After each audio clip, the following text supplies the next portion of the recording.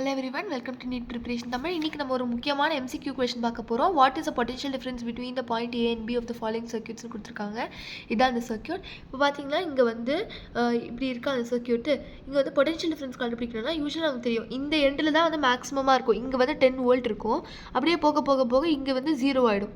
So அப்படியே வந்து இங்க பார்த்தோம்னா இந்த பர்டிகுலர் இந்த ரெண்டு இடத்துலயும் வந்து வோல்டேஜ் ஈக்குவலா இருக்கும். அதாவது I can say VA equals to VC. அதே மாதிரி இங்கே வந்து பார்த்தோன்னா VB இருக்காங்க, VD இவங்க ரெண்டு பேரும் ஈக்குவலாக இருப்பாங்க. So I can say VB equals to VD. இப்போ நான் இந்த ரெண்டு பாயிண்ட்டையுமே நோட் பண்ணியாச்சா. இப்போ இங்கே வந்து பார்த்தீங்கன்னா நம்ம வந்து VAB கண்டுபிடிக்க போகிறோம் இந்த பர்டிகுலர் இதுக்கு. ஸோ நம்ம என்ன சொல்லலாம், VABன்னு எழுதிக்கலாம். VAB is equals to VA minus VB. அதே மாதிரி VBC இஸ் ஈக்குவல்ஸ் டு அப்படி எழுதலாம். விடுங்க, இல்லைனா இந்த கிவன் இருக்கு இல்லையா, இதில் நம்ம என்ன சொல்லலாம், VAனா என்னது VC. இப்போ VAக்கு பதில் நான் VC போடுறேன். VBனா என்னது VD. அப்போ VBக்கு பதில் VD போடுறேன். Is equals to VAB.